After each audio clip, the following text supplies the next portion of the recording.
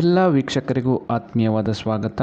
ಯಾವುದೇ ಸಮಸ್ಯೆಗಳು ಇರಲಿ ಅಥವಾ ಮೋಸ ವಂಚನೆಗೊಳಗಾಗಿದ್ದವರು ಈ ಕ್ಷೇತ್ರಕ್ಕೆ ಬಂದು ದೂರು ನೀಡಿದರೆ ಸಾಕು, ಕೋರ್ಟ್ನಲ್ಲಿಯೂ ಬಗೆಹರಿಯದ ಕೆಲವು ಪ್ರಕರಣಗಳು ಈ ಕ್ಷೇತ್ರದಲ್ಲಿ ಬಗೆಹರಿಯುತ್ತದೆಯಂತೆ.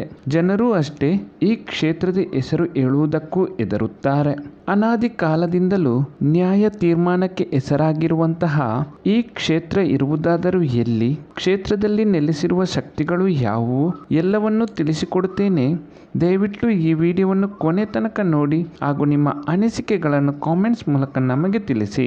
ಯಾರಾದರೂ ಅನ್ಯಾಯ ಮಾಡಿದರೆ, ಕೆಟ್ಟ ಆಪಾದನೆ ಮಾಡಿದರೆ ಅಥವಾ ಮೋಸ ವಂಚನೆ ಮಾಡಿದರೆ ಅನ್ಯಾಯಕ್ಕೊಳಗಾದವನು ಈ ಕ್ಷೇತ್ರದ ಹೆಸರು ಹೇಳಿ ಆ ದೈವಗಳು ನೋಡಿಕೊಳ್ಳಲಿ ಎನ್ನುವ ಒಂದು ಮಾತು ಹೇಳಿದರೆ ಸಾಕು.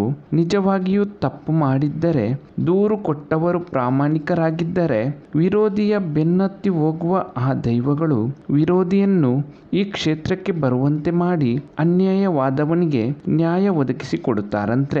ಸಂತ್ರಸ್ತರು ಈ ಕ್ಷೇತ್ರಕ್ಕೆ ಬಂದು ದೂರು ನೀಡುವಾಗ ಮೊದಲಿಗೆ ದೂರು ನೀಡಿದವರನ್ನು ಬೇರೆ ಬೇರೆ ವಿಧದಲ್ಲಿ ಪ್ರಶ್ನೆಗಳನ್ನು ಕೇಳಿ ಆತ ಸತ್ಯವಾದಿ ಎಂದು ನಿರ್ಧಾರವಾದ ಮೇಲೆ ಎದುರು ಪಕ್ಷದವರಿಗೆ ಕ್ಷೇತ್ರಕ್ಕೆ ಬರುವಂತೆ ಸೂಚನಾ ಪತ್ರ ಕಳುಹಿಸಿಕೊಡಲಾಗುತ್ತದೆ. ನಿರಂತರ 3 ಪತ್ರಗಳು ತಲುಪಿದ ನಂತರವೂ ಎದುರು ಪಕ್ಷದವರು ಕ್ಷೇತ್ರಕ್ಕೆ ಬರದಿದ್ದಲ್ಲಿ, ಎದುರು ಪಕ್ಷದವರು ನಿಜವಾಗಿಯೂ ಅನ್ಯಾಯ ಮಾಡಿದ್ದಲ್ಲಿ ಅಲ್ಲಿರುವ ದೈವಗಳು ಬೆನ್ನಟ್ಟಿ ಬಂದು ನಾನಾ ವಿಧದ ತೊಂದರೆಗಳನ್ನು ನೀಡಿ ಕೊನೆಗೆ ಅವರು ಕ್ಷೇತ್ರಕ್ಕೆ ಹಾಜರಾಗುವಂತೆ ಮಾಡುತ್ತದೆ ಎನ್ನುವುದು ಅನಾದಿ ಕಾಲದಿಂದಲೂ ಬಂದಿರುವಂತಹ ನಂಬಿಕೆ. 2 ಪಕ್ಷದವರು ಹಾಜರಾದ ನಂತರ ಈ ಕ್ಷೇತ್ರದ ಕುಲದೇವಿಯ ಸನ್ನಿಧಿಯಲ್ಲಿ 2 ಪಕ್ಷದವರ ವಾದ ವಿವಾದಗಳನ್ನು ಆಲಿಸಿ ಕೊನೆಗೆ ಕ್ಷೇತ್ರದ ದೈವಗಳ ಪ್ರೇರಣೆಯಿಂದ ಕ್ಷೇತ್ರದ ಧರ್ಮದರ್ಶಿಗಳು ಒಂದು ಮಹತ್ತರವಾದ ತೀರ್ಮಾನವನ್ನು ನೀಡುತ್ತಾರೆ. ಆ ತೀರ್ಮಾನವನ್ನು 2 ಪಕ್ಷದವರು ಸ್ವೀಕರಿಸಲೇಬೇಕು. ಸಣ್ಣ ಪುಟ್ಟ ತೀರ್ಮಾನಗಳು ಆಗಿದ್ದಲ್ಲಿ ಒಂದೇ ದಿನದಲ್ಲಿ ಇತ್ಯರ್ಥಗೊಂಡರೆ ದೊಡ್ಡ ಸಮಸ್ಯೆಗಳು ಕೆಲವು ಬಾರಿ ಹಲವು ಸಮಯಗಳನ್ನು ಪಡೆದುಕೊಳ್ಳಬಹುದು. ಇಲ್ಲಿನ ನ್ಯಾಯ ತೀರ್ಮಾನವನ್ನು ಧಿಕ್ಕರಿಸಿ ಹೋದವರಿಗೆ ಇಲ್ಲಿನ ಶಕ್ತಿಗಳು ಸುಮ್ಮನೆ ಬಿಡುವುದಿಲ್ಲವಂತೆ.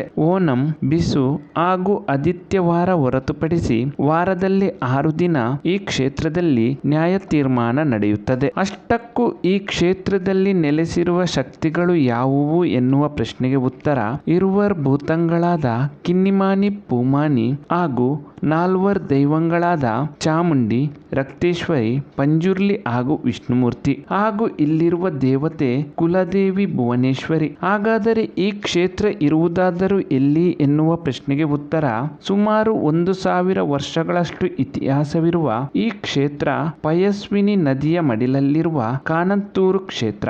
ಈ ಪ್ರದೇಶದಲ್ಲಿ ಹಿಂದೆ ಕನಕ ಮಹರ್ಷಿಗಳು ತಪಸ್ಸನ್ನು ಆಚರಿಸುತ್ತಿದ್ದರಂತೆ. ಆದ್ದರಿಂದಲೇ ಈ ಕ್ಷೇತ್ರಕ್ಕೆ ಕನಕತ್ತೂರು ಎಂದು ಹೆಸರು ಬಂದಿದ್ದು, ನಂತರದ ದಿನಗಳಲ್ಲಿ ಕಾನತ್ತೂರು ಎನ್ನುವ ಹೆಸರು ಬಂದಿದೆ ಎಂದು ಇತಿಹಾಸ ತಿಳಿಸುತ್ತದೆ. ಈ ಮಾಹಿತಿ ಇಷ್ಟವಾದಲ್ಲಿ ದಯವಿಟ್ಟು ಈ ವಿಡಿಯೋವನ್ನು ಲೈಕ್ ಮಾಡಿ. ಇನ್ನಷ್ಟು ಹೊಸ ಕಾರಣಿಕದ ದೈವಗಳ ಮಾಹಿತಿಯನ್ನು ಮುಂದಿನ ವಿಡಿಯೋದಲ್ಲಿ ನಾನು ತಿಳಿಸಿಕೊಡುತ್ತೇನೆ. ಎಲ್ಲ ವೀಕ್ಷಕರಿಗೂ ಧನ್ಯವಾದಗಳು.